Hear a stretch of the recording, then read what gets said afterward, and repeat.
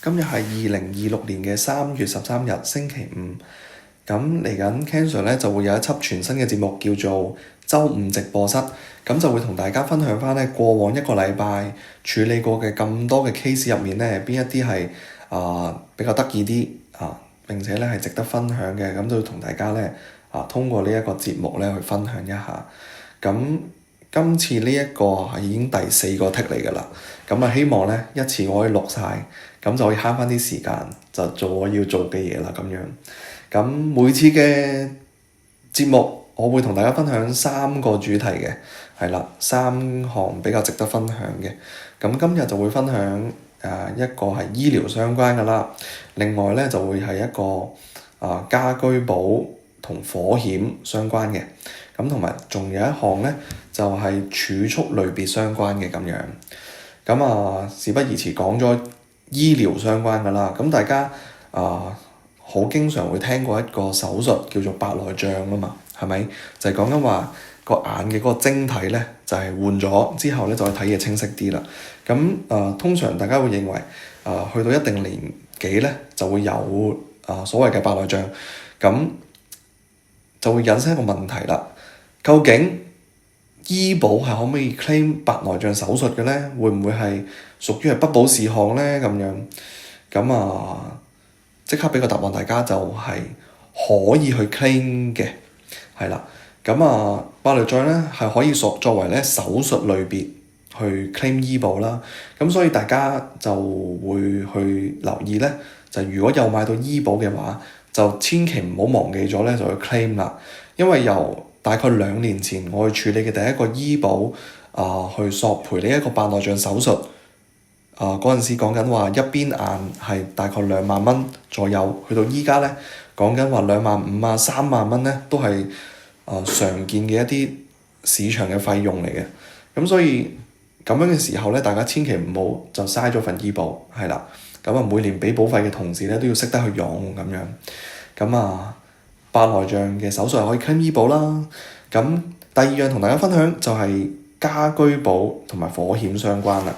咁普遍大家會有個迷思啦，就係話我買咗家居保，咁就可以保火燭啦。咁我買咗火險，又係可以保火燭嘅喎咁樣。咁我買咗是但一樣，咁其實就唔使重複買啦咁樣。咁大家其實就可以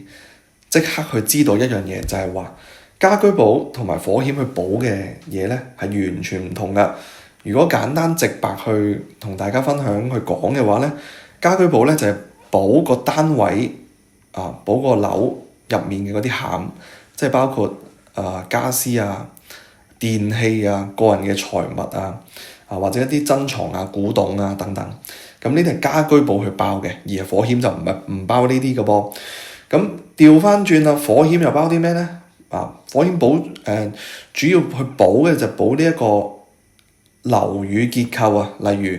牆身地板等等。咁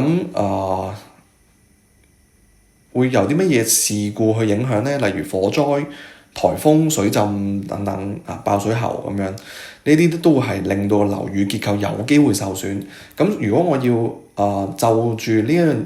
樣嘢咧，去有啲賠款去幫手處理得到嘅話咧，咁我哋係要用火險㗎。如果單憑咧，我哋齋有一份家居保咧，喺樓宇結構方面嘅保障咧係十分之有限，咁所以大家就要留意啦。如果我去買完一棟樓之後，咁銀行其實咧就會強制咧要去買埋嗰個火險嘅。咁呢度大家唔使擔心啦，就一定會買得到嘅。咁但係如果我冇留案喺身啦，咁究竟我要買呢個叫做家居保定係火險好咧？咁大家可以諗一個問題先啦，就係話究竟我係想保磚頭多啲定係保我自己屋企入邊嘅財物多啲咧？咁問完呢個問題咧，大概心入邊都有個諗法啦，可能就係成年人先作選擇，唔係小孩子先作選擇。成年人就咩都要，係咪？即係我又要保磚頭，又要保呢一個自己啲財物咁樣。如果係咁樣嘅時候咧，咁大家就可能2樣都要買得到啦咁樣。所以最近咧比較大嘅嗰一單事件咧，即係宏福苑個事件咧，就算依家政府佢賠咗錢啦，係咪就賠咗嗰個樓嘅價值啦，按每一尺幾多錢咁去賠啦，咁亦都即係個普遍嘅反應咧就係話，咁係賠咗我嗰個樓嘅價值啦，咁但係我啲財物嗰啲點咧，係啦。咁所以大家就會了解得到，究竟當真係有事件出現嘅時候，我會希望用保險嘅方法咧，係可以賠得到我邊啲嘅部分咧，係個樓啊，定係其實我嘅一切嘅財物都非常之重要咧。咁再者啦，我哋去真係投保嘅時候，究竟買幾多為之先為之足夠咧？咁呢啲其實大家又係可以揾翻自己嘅呢個叫做保險代理啦，或者係理財顧問啦，去問下究竟係點樣買法先為之最好嘅，因為亦都係有啲技巧㗎。咁家居保同火險就起碼同大家咧就有個概念上面知道係有絕對嘅分別嘅。再分享多樣嘢就係儲蓄類別相關嘅啦。咁如果大家咧喺夜晚嘅時候食飯係有睇電視嘅習慣咧，就會發覺喺依家個黃金嘅檔期咧，黃金時段啊，就大概7點零8點鐘嘅時候咧，我哋宏利保險咧 Manulife 咧就賣好多廣告，真係唔係好多，係就係嗰段時間賣廣告，咁大家就會見得到啦，就會係入邊隻啊？呢一隻宏志傳承保障計劃 Genesis， 同埋最新出嘅一隻宏志加傳承保險計劃。一個係保障計劃，一個係保險計劃。咁但係兩樣咧都係屬於儲蓄類別嘅產品嚟嘅。咁同大家一定要分享一樣嘢咧，就係乜嘢咧？就係大家可能近排都會收到宏利嘅同事啦，同大家分享就係話破天荒有呢一個10% 嘅保證預繳利息，係好得人驚嘅一件事嚟嘅。10%喎，邊一間銀行做定期存款會有10% 咧？係冇嘅。咁當然喺呢一個保證預繳利息上面咧，大家都有地方需要注意嘅，就係啲乜嘢咧？咁我哋講緊咧就係話依家最 hit 大家講緊就係話2年期去做嗰個儲蓄，即係譬如我有手頭上一筆50萬，咁我就一筆過俾宏利啦，咁就做個2年期嘅計劃，咁其實就會分開咗2筆數去俾宏利收錢嘅。咁第一年就會收25萬，去到第2年嘅時候又會收25萬。咁但係由於我一筆過俾咗宏利先噶嘛，咁即係代表住第2年嘅25萬就擺住喺宏利度先，而呢一個25萬咧係會有呢一個保證嘅預繳利息，而係呢樣嘢咧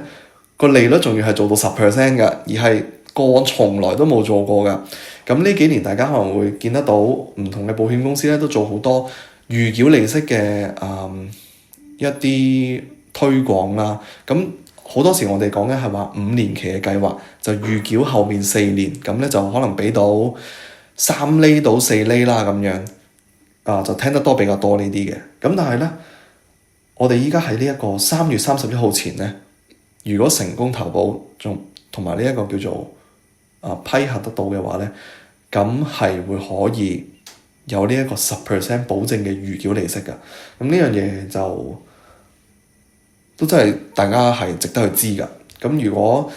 真係有一啲叫做閒置嘅資金idle cash 喺手嘅時候咧，又不斷去揾好多唔同嘅定期存款，已經開始攰啦。倒不如會唔會可能去 catch up 拎得到呢一個10% 預繳利息